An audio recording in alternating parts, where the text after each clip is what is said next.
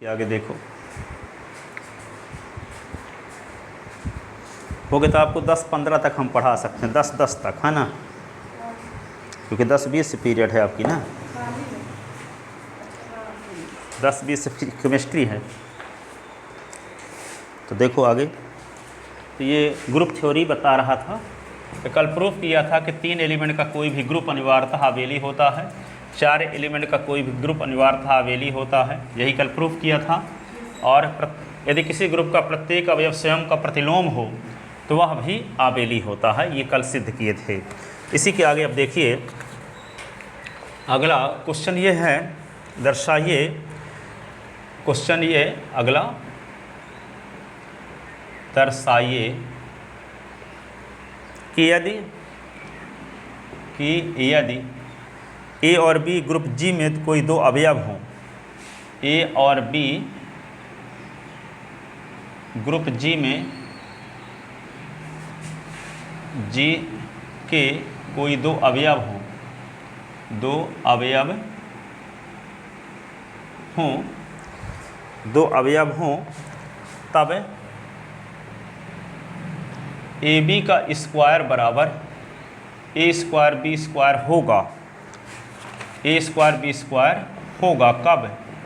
यदि और केवल यदि, यदि और केवल यदि, यदि और केवल यदि जी आबेलियन ग्रुप हो, जी आबेलियन ग्रुप हो, जी आबेलियन ग्रुप हो।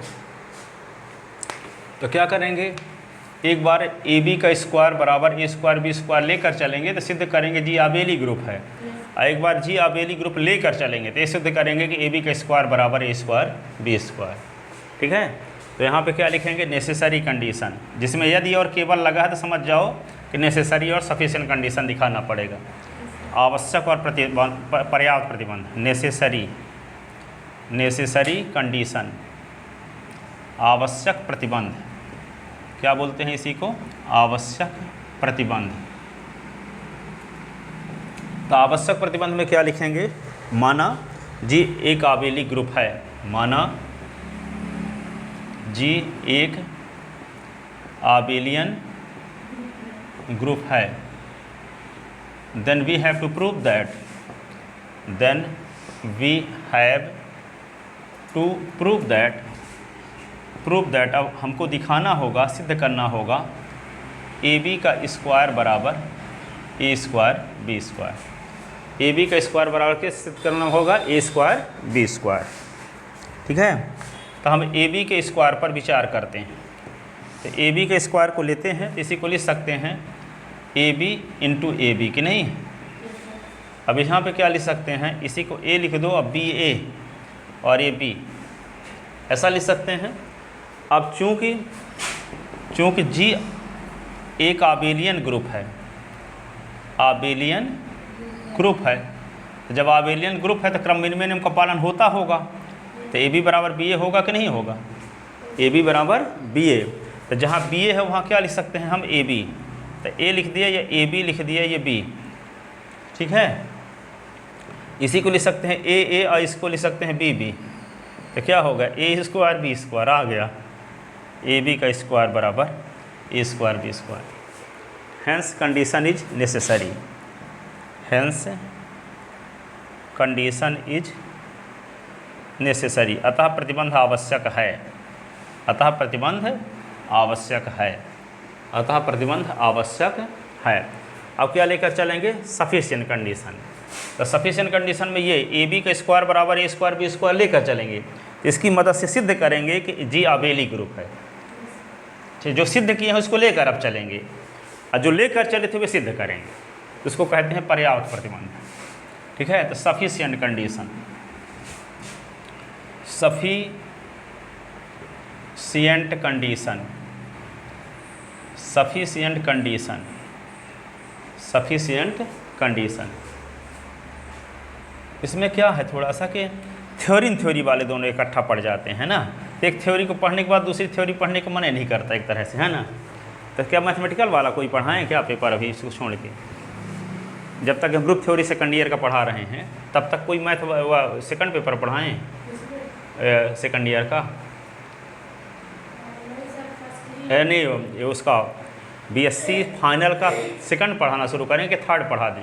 नहीं, थर्ड नहीं, थर्ड तो आपको लगता ही नहीं है, आपको ग्राफ थ्योरी है, डिस्क्रीट मैथमेटिक्स है ना आपका। तो उसमें ग्राफ रहेगा? नहीं, डिस्क्रीट लग गया ना इस साल, पहले ग्राफ थ्योरी था। तो उसमें क्या रहेगा? डिस्क्रीटों में से कुछ रहता है, टोटो यार क्या बोलते हैं, तर्क गणित, टाटोलॉजी पढ़े हो कभी? नहीं पढ़े हो? डिस्क्रीट पढ़ा दें क्या? डिस्क्रीट फिर बाद में लास्ट पढ़ाएंगे। वो रीमान इंटीग्रल पढ़ा रहे हैं कॉलेज में? पता नहीं सर, कल क्लास में सकता है, वहाँ बताया था कि उदाहरण थोड़ी बताते हैं, भाई जो लिखा रहता है वही समझा दिए। चलो ठीक है, हो गया, हम लगातार पढ़ाते हैं, दोनों जो पढ़ा रहे हैं उसी को शुरू कर रखेंगे, क्योंकि आजकल ये चीज़ें हैं, ये ज़्यादा आवश्यक है पहले। सर थ्योरी में ही ज़्यादा दिक्कत जाती है। हाँ, तो थ्योरी पहले कंप्लीट करो। बन जाएगा। हाँ, वो अपने से पढ़ लोगे, परीक्षा वरीक्षा 7 से 9 भी पूरा होगा तब भी। सफिशिएंट कंडीशन देखो, सफिशिएंट कंडीशन वो तो आपकी सुविधा के लिए कि इकट्ठे थ्योरी जब पढ़ाते हैं ना, कोई दिक्कत नहीं। हाँ, सफिशिएंट कंडीशन, पर्याप्त प्रतिबंध, इसको बोलते हैं पर्याप्त प्रतिबंध, पर्याप्त प्रतिबंध।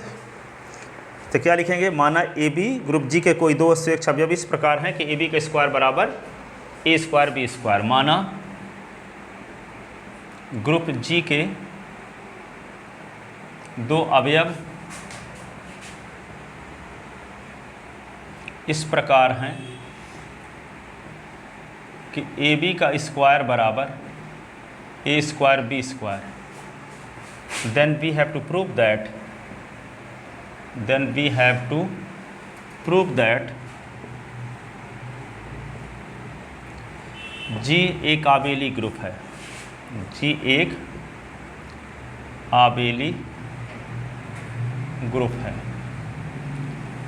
G एक आबेली ग्रुप है, ये हमें सिद्ध करना है। तो हम ए बी का स्क्वायर बराबर ए स्क्वायर बी स्क्वायर लेकर चलते हैं और ये दिखा देंगे कि क्रम विनिमय नियम का पालन हो रहा है जी में, है ना। तो जब ए बी का स्क्वायर बराबर ए स्क्वायर बी स्क्वायर, ठीक है, ए बी का स्क्वायर बराबर ए स्क्वायर बी स्क्वायर, इसको लिख सकते हैं ए बी कि नहीं, इसको लिख सकते हैं ए और बी, ठीक है, ए बी। अब इसको क्या लिख सकते हैं? ए और ये बी ए और बी, इसको ए बी और ये बी, इस प्रकार लिख दिए। अब देखो यहाँ पे बाईं ओर से ए हटाना लेफ्ट कैंसिलेशन ला कहलाएगा, और दाईं ओर से समान चीज़ हटाना क्या कहलाएगा? राइट कैंसिलेशन ला। तो पहले हम लेफ्ट कैंसिलेशन लगाते थे, बी ए और बी और ए बी और बी, रीजन क्या लिख देंगे? By left cancellation law. अब राइट साइड से बी हटाते हैं, तो B A is equal to A B by right cancellation law, right cancellation law, ठीक है। लेफ्ट कैंसिलेशन ला यानी वाम निरसन नियम से, राइट कैंसिलेशन मतलब दक्षिण निरसन नियम से। तो बी ए बराबर ए बी आना क्या कैसो करता है कि जी में क्रम विनिमय नियम का भी पालन हो रहा है। इस प्रकार जी में G5 प्रॉपर्टी भी होल्ड होती है, प्रॉपर्टी भी होल्ड होती है, अतः G एक आबेली ग्रुप है, G एक आबेलियन ग्रुप है, G एक आबेलियन ग्रुप है। हेंस कंडीशन इज सफिशिएंट, अतः प्रतिबंध पर्याप्त भी है। Hence condition is also sufficient, अब देखो ये हो गया। एक और क्वेश्चन है, यदि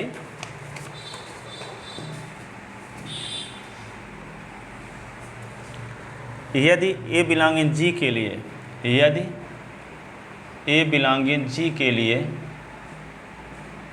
ए स्क्वायर बराबर ई हो जहाँ ई जी का तत्समक अवयव है, जी का तत्समक अवयव है, जी का तत्समक अवयव है, तो दिखाइए कि जी आबेली ग्रुप है।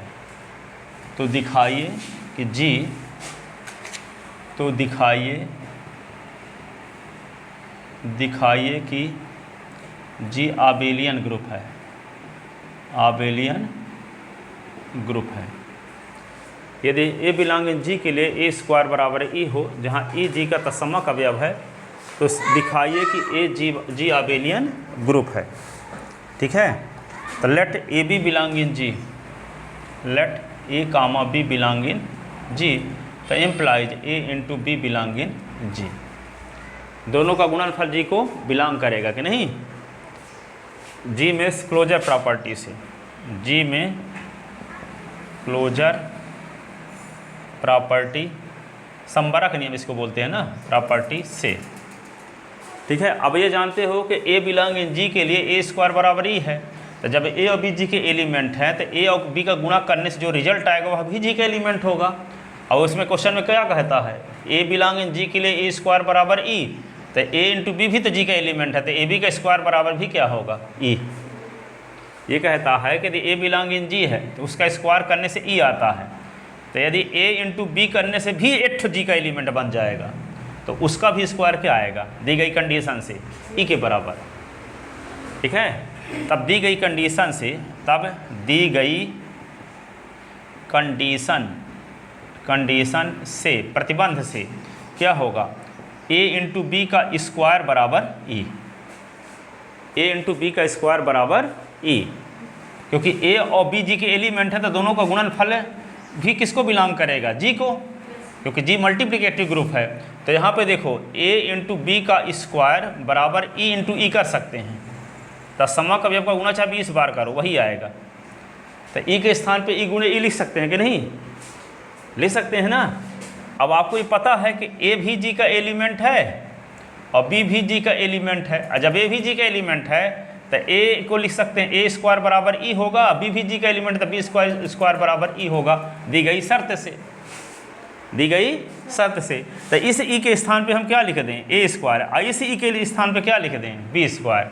तो क्या आ गया, जिसके पहले वाला क्वेश्चन की कंडीशन फॉलो होने लगी। इसके पहले यही ना सिद्ध किए हैं कि ए बी का स्क्वायर बराबर यदि ए स्क्वायर बी स्क्वायर आ गया तो समझ जाओ जी आबेली ग्रुप है। ठीक है, एक बार फिर सुनो, क्वेश्चन दिया है कि जी के किसी एलिमेंट, यदि जी का किसी जी का कोई एलिमेंट हो तो उसका स्क्वायर ई के बराबर है, क्वेश्चन में दिया है। तो हम ए और बी जी के दो एलिमेंट लेंगे, तो दी गई शर्त से क्या होगा, ए की स्क्वायर बराबर ई और बी स्क्वायर बराबर ई। और जब ए और बी जी के एलिमेंट हैं तो दोनों का गुणनफल भी जी का नया एलिमेंट होगा, तो ये भी एक एलिमेंट हो गया। और जब ये भी एक एलिमेंट हो गया तो ए बिलोंग इन जी के लिए ए स्क्वायर बराबर ई हम जानते हैं, इसलिए ए इंटू बी का स्क्वायर बराबर ई हो गया।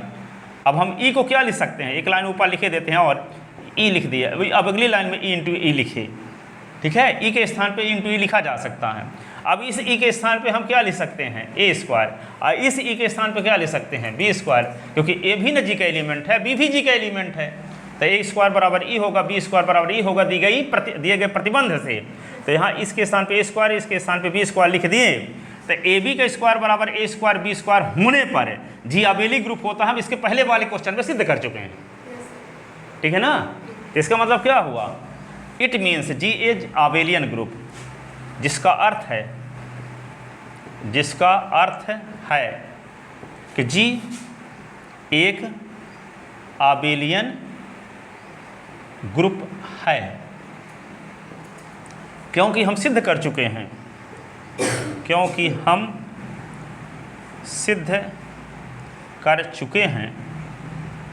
कि यदि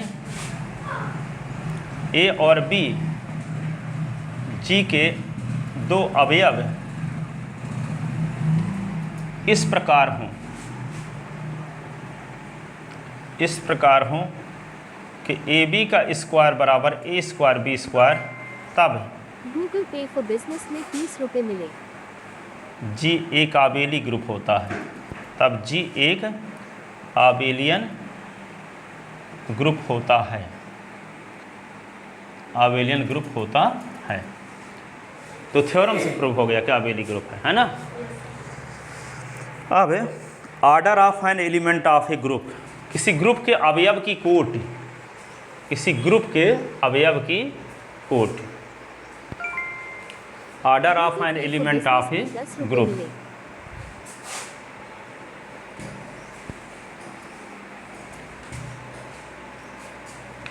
अगली हेडिंग है order of an element of A group, order of an element of A group. ठीक है, ग्रुप के अवयव की कोटि, हिंदी में क्या कहेंगे, समूह के अवयव की कोटि, समूह के अवयव की कोटि, समूह के अवयव की कोटि, समूह के अवयव की कोटि, order of an element of A group. हाँ चलो, order of an element of A group, समूह के अवयव की कोटि।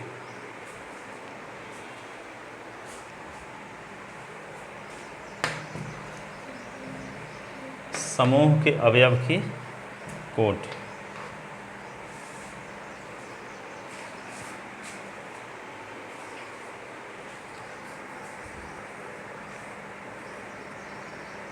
लिख लिए। अब इसको समझाने के लिए देखो दो एग्जाम्पल लेते हैं, 1 ओमेगा ओमेगा स्क्वायर और g is equal to 1 minus 1 iota minus iota. ठीक है, अब देखो समझाना ये चाहते हैं कि जी एक ग्रुप है, मल्टीप्लिकेटिव ग्रुप, इसके एलिमेंट है 1 ओमेगा ओमेगा स्क्वायर। अब देखो 1 में छोटा छोटा ऐसा कौन सा पावर लगाएं कि तत्सम का अवयव आए, 1।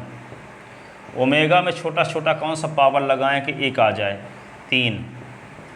ओमेगा स्क्वायर में छोटा छोटा कौन सा पावर लगाएं कि 1 आ जाए, 3। तो ओमेगा की पावर 6 आएगा। तो ओमेगा की पावर 6 को लिख सकते हैं ओमेगा क्यूब इंटू ओमेगा, और इसकी वैल्यू 1 इंटू 1 तो 1। यहाँ देखो अच्छे से, ये 1 में क्या पावर लगाएं तो 1 आए 1, और -1 में छोटा छोटा पावर 2 लगाएं तो 1 आएगा। आयोटा में छोटा छोटा पावर 4 लगाएं तो 1 आएगा। माइनस आयोटा में पावर छोटा छोटा पावर 1 लगाएंगे तो 1 आएगा। 1 तत्सम का अवयव है। तो सुनो, अब यहाँ देखो जी में 3 एलिमेंट हैं, तो 1 में पावर 1 लगाने से 1 आता है, 1 में पावर 2 भी लगाने से 1 आता है, 5 भी लगाने पर 1 आता है। लेकिन छोटा छोटा पावर क्या है, धनात्मक पूर्णांक 1 है। ठीक है, इसलिए order of 1 is equal to 1 लिखेंगे। ओमेगा में छोटा छोटा पूर्णांक क्या लगाएं कि 1 आए, तो ओमेगा की पावर 3 लगाने से भी 1 आता है, 6 लगाने से भी 1 आता है, 9 लगाने से भी 1 आता है। तो छोटा छोटा पूर्णांक क्या है, 3।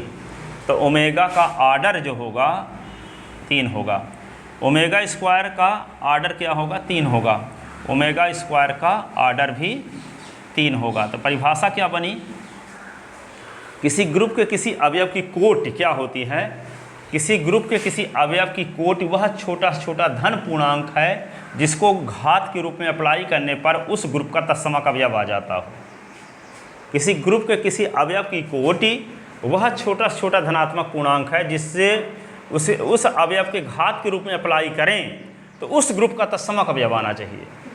जैसे 1 का यदि आपको कोटि पता करना है तो 1 में छोटा छोटा पूर्णांक क्या लगाएं जिससे इस ग्रुप का तत्सम का अवयव आ जाए।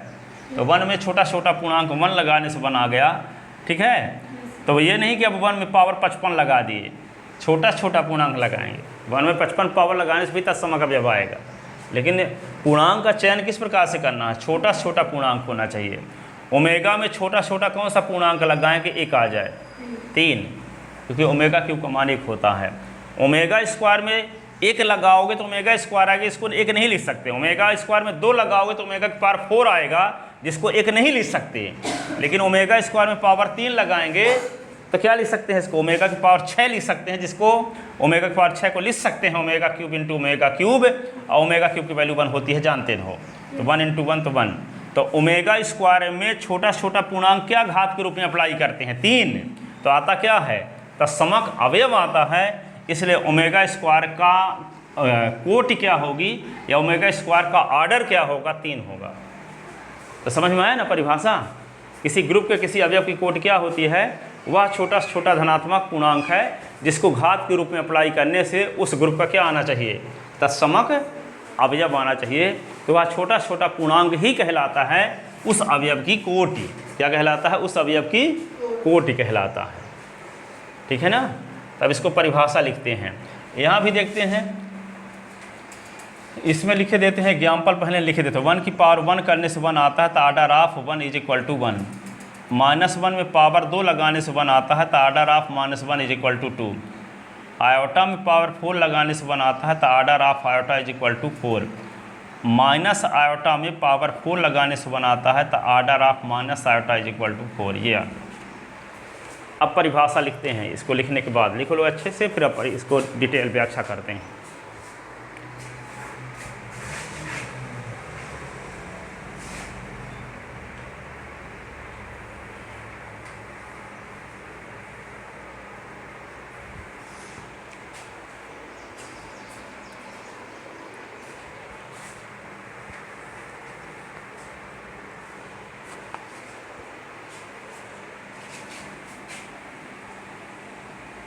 लिखे था ना?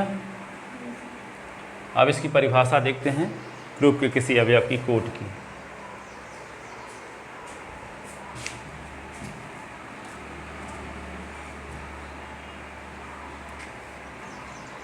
माना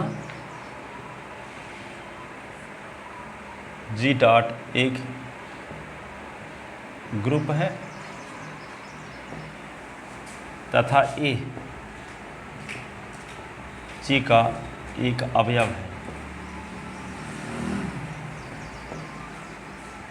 अवयव A की कोटि, तब अवयव A की कोटि वह छोटा से छोटा धन पूर्णांक n है जिसके लिए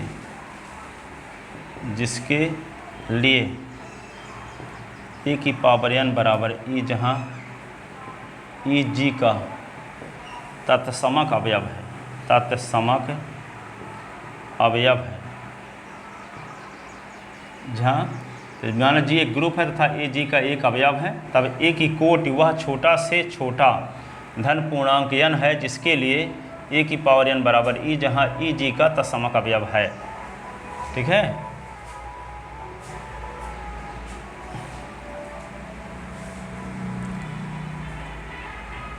a की कोटि को ऑर्डर ऑफ a से डिनोट करते हैं। ऑर्डर ऑफ a से डिनोट करते हैं। तो जब a की पावर n बराबर e, तो इम्प्लाइज ऑर्डर ऑफ a बराबर क्या लिखेंगे? ऑर्डर ऑफ a बराबर n। ये a की पावर n करने से e आता है तो n क्या कहलाएगा? अवयव a की कोटि, जबकि n छोटा छोटा धनात्मक पूर्णांक है। जबकि n क्या है? छोटा छोटा धनात्मक पूर्णांक है। ठीक है ना? Order of an element of A group, समूह के अवयव की कोटि। ठीक है? लिख लेते ना? एग्जाम्पल ये लिखा हुआ है। एग्जाम्पल यहाँ पे G बराबर 1 - 1 आयोटा माइनस आयोटा इकाई के चतुर्थ मूलों का गुणात्मक समूह है। ठीक है? तो 4 अवयव हैं, चारों कोट निकालना है। तो एक में छोटा छोटा पूर्णांक क्या लगाते हैं? 1, तो 1 आता है। तो ऑर्डर ऑफ 1 बराबर 1 हो गया। अब -1 में पावर चाहे 2 लगाओ तब भी 1 आएगा, 4 लगाओ तब भी 1 आएगा, 6 लगाओ तब भी 1 आएगा, 16 लगाओ तब भी 1 आएगा। लेकिन छोटा छोटा पूर्णांक क्या है? सर इसमें 4 क्यों लगाए? आई वाले में आयोटा में क्या पावर लगाएं कि इकाई? 2 भी लगाए। हाँ लगाओ। आयोटा की पावर 2 जब लगाओगे तो आयोटा स्क्वायर की वैल्यू -1 तो होती है। आना चाहिए तत्समक अवयव। आयोटा क्यूब करोगे तो माइनस आयोटा आएगा, तत्समक अवयव माइनस आयोटा थोड़ी है। और आयोटा की पावर जब 4 करोगे तभी आएगा। एक तत्समक अवयव है इस ग्रुप का।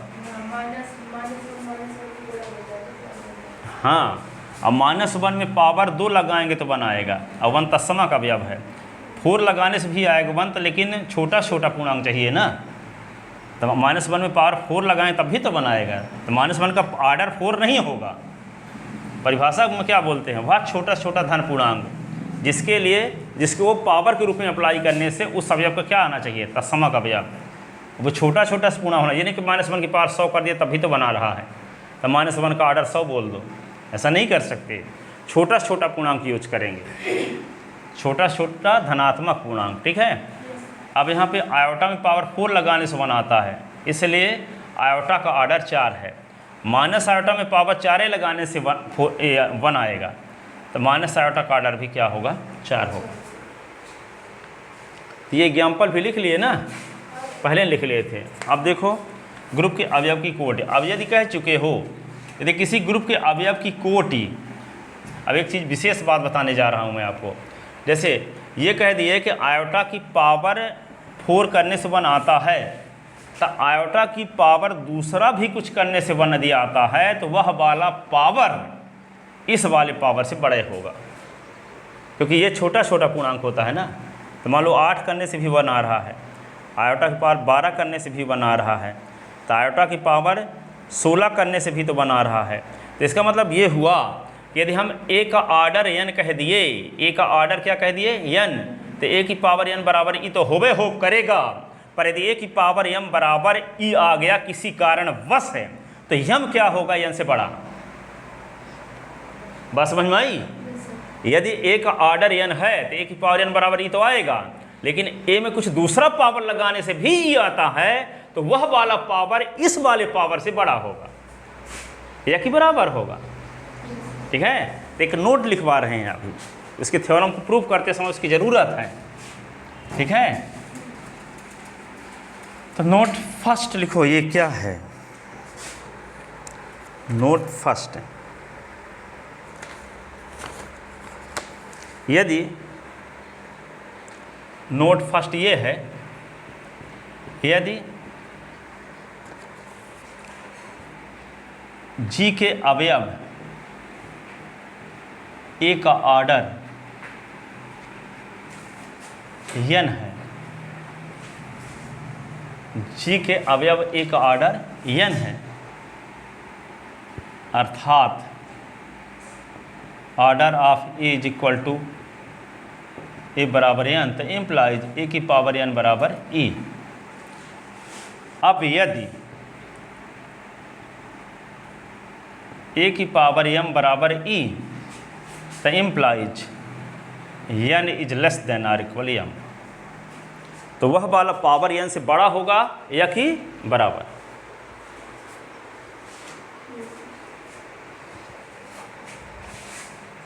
नोट सेकंड, नोट सेकंड, यदि कोई भी ऐसा धन पूर्णांक n, यदि कोई ऐसा धन पूर्णांक n विद्यमान नहीं है, विद्यमान कंटेन विद्यमान नहीं है, जिसके लिए a की पावर n बराबर e, जिसके लिए a की पावर n बराबर e, तब हम कहते हैं कि अवयव a अनंत अथवा शून्य कोटि का अवयव है। तब हम कहते हैं कि अवयव a अनंत अथवा शून्य कोटि का अवयव है, शून्य कोटि का अवयव है। अब कोई धन पूर्णांक आपको नहीं मिलता, तो की पावर 0 बराबर ई तो होता है कि नहीं हमेशा, तो उसकी कोटि या तो 0 होगी या कि अनंत होगी। यदि किसी अवयव के लिए ऐसा धन पूर्णांक नहीं मिलता जिसको घात के रूप में लगाने से तत्समक अवयव आए, तब हम कहेंगे कि वह अवयव या तो अनंत कोटि का है या कि शून्य कोटि का है, ठीक है। अनंत कोटि का है अथवा शून्य कोटि का है। अब अगली एक थ्योरम लिखो इस पर आधारित। Theorem first. कितने बज गए कहे? 9:15 हो गए। एक थ्योरम बता देते हैं, फिर फाइनल वाला पढ़ाते हैं थ्योरम। एक ग्रुप के किसी एलिमेंट का ऑर्डर वही होता है।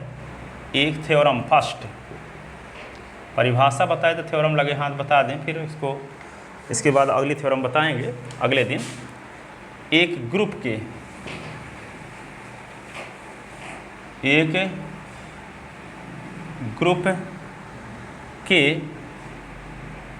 किसी एलिमेंट का ऑर्डर वही होता है जो उसके इनवर्स का। एक ग्रुप के किसी एलिमेंट यानी अवयव का ऑर्डर वही होता है जो उसके इनवर्स का।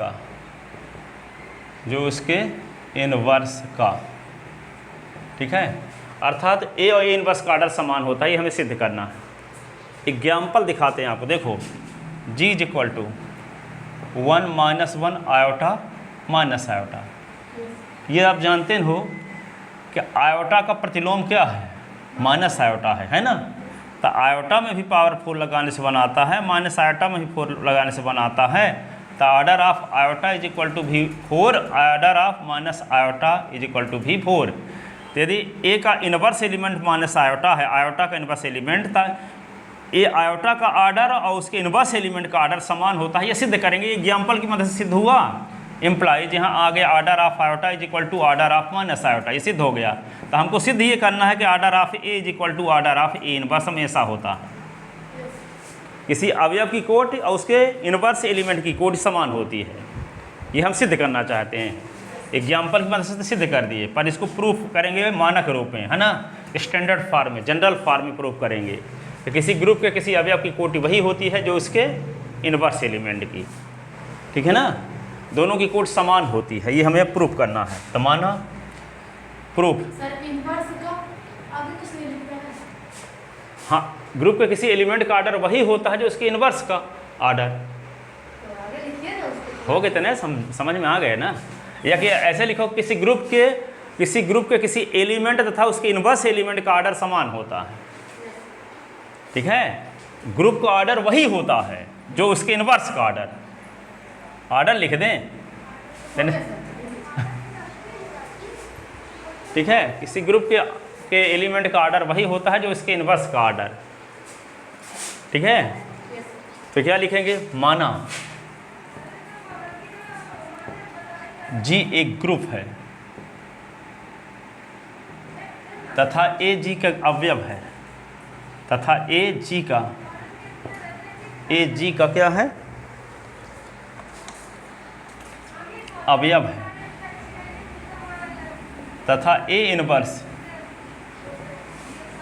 जी के अवयव ए का प्रतिलोम है।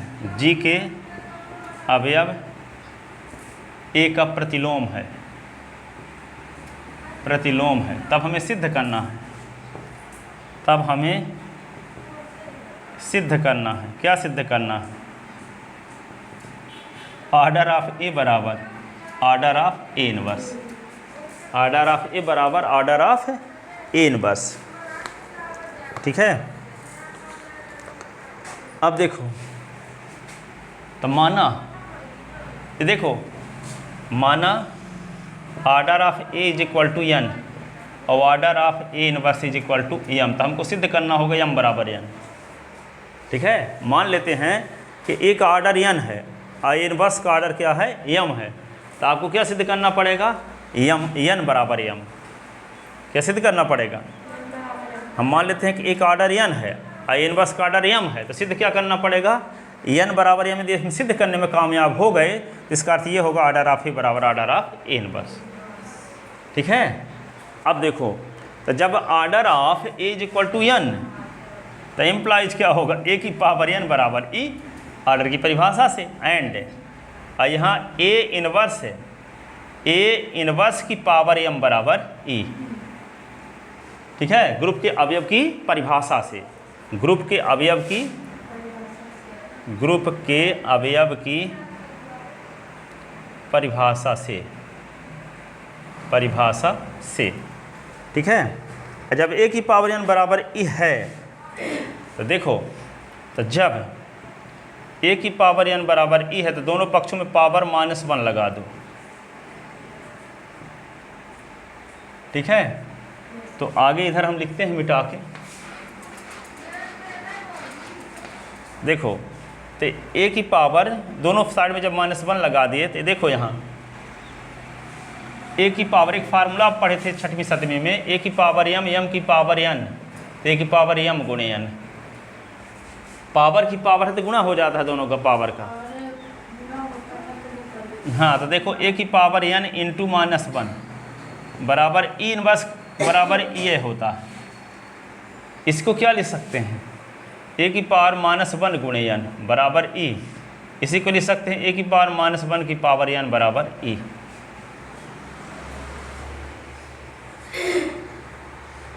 ठीक है, a की पावर -1 की पावर n बराबर e। अब सुनो, हम ये कह चुके हैं कि a इनवर्स का ऑर्डर क्या है, a इनवर्स का ऑर्डर है m, तो a इनवर्स में पावर m लगाने से e आता है, तो जब a इनवर्स में कोई दूसरा पावर लगाने से e आ गया तो समझ जाओ कि वही वाला पावर इस वाले पावर से बड़ा ही होगा। बात समझ में नहीं आई? नोट हम लिखवाए थे अभी। यहाँ देखो, हम माने ये थे कि a इनवर्स का ऑर्डर m है, ये ना माने थे। जब a इनवर्स का ऑर्डर m माने हैं, a इनवर्स का, तो a इनवर्स में पावर m लगाने से e होगा, ठीक है। m क्या होगा, छोटा छोटा पूर्णांक है।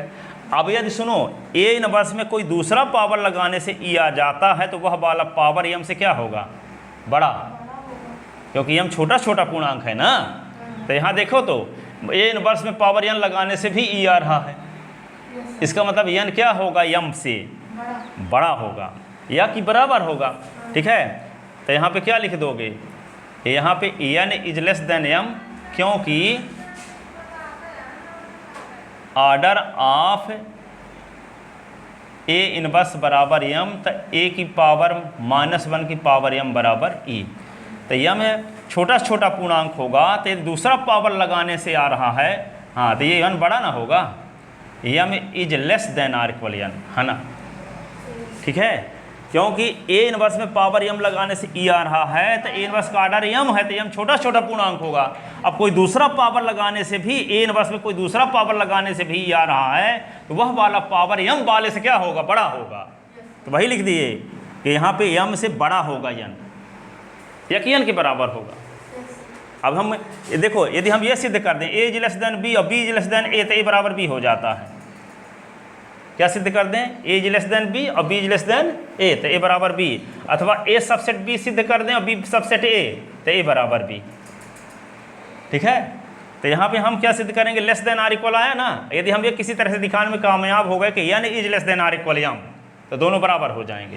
तो इक्वेशन फर्स्ट तो मिल गया। अब हमारा मकसद क्या है, किसी तरह से ये दिखा दें कि n भी is less than or equal m है। जब एक दूसरे के क्या है, लेस देन आर इक्वल है, तो इसका मतलब दोनों बराबर होंगे, ठीक है। तब ये इक्वेशन फर्स्ट हो गया। अब दूसरी कंडीशन लेकर चलते हैं। अभी हम लेकर क्या चले थे, a की पावर n को लेकर चले थे। अब यहाँ पे से शुरू करते हैं, a की पावर अगेन पुनः, क्या, हाँ ये लिखना है ना, है इसके आगे स्थान नहीं था इसलिए यहाँ लिख रहे हैं। पुनः ऑर्डर ऑफ a इनवर्स बराबर m, तो इसको क्या लिखेंगे, a इनवर्स में पावर m लगाएंगे तो क्या आएगा, e। a इनवर्स में पावर m लगाएंगे तो क्या आएगा, e। इसी को हम ऐसा भी लिख सकते हैं, a की पावर m, m की power -1 is equal to e। ऐसे में पावर दोनों साइड में -1 फिर से और लगा देते हैं, तो a की पावर m, m की पावर -1 की पावर -1, तो e की पावर -1। अब इसी को क्या लिख सकते हैं,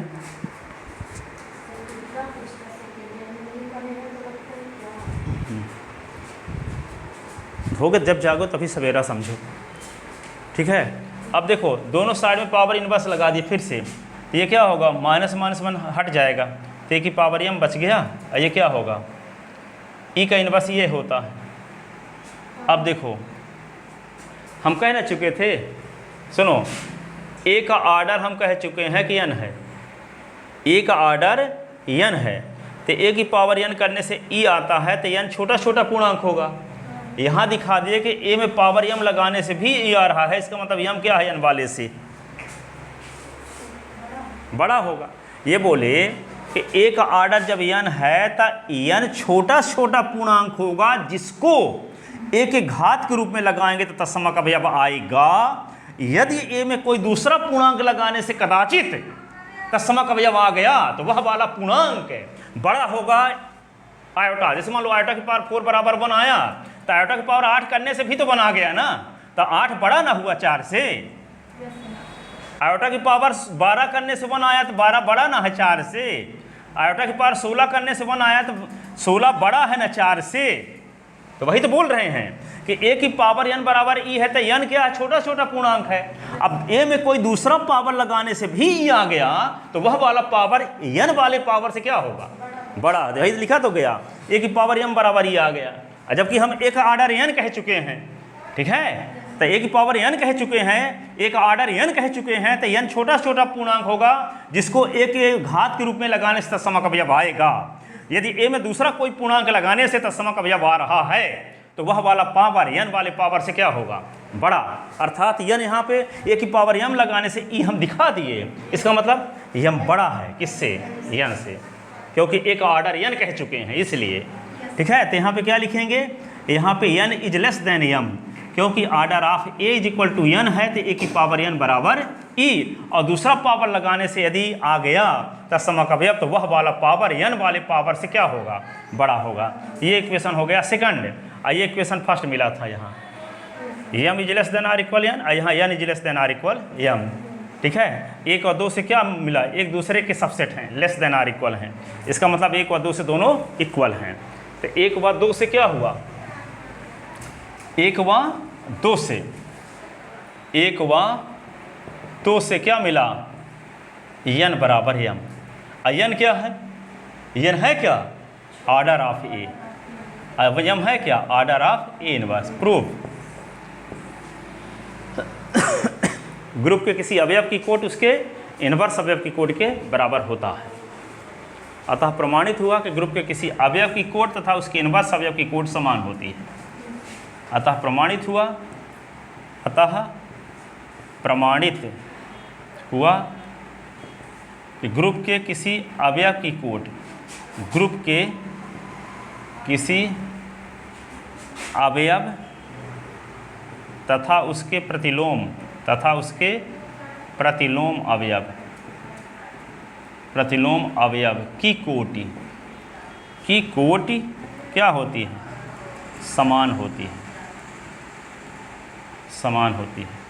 अतः प्रमाणित हुआ कि ग्रुप के किसी अवयव तथा उसके प्रतिलोम अवयव की कोटि समान होती है, ठीक है।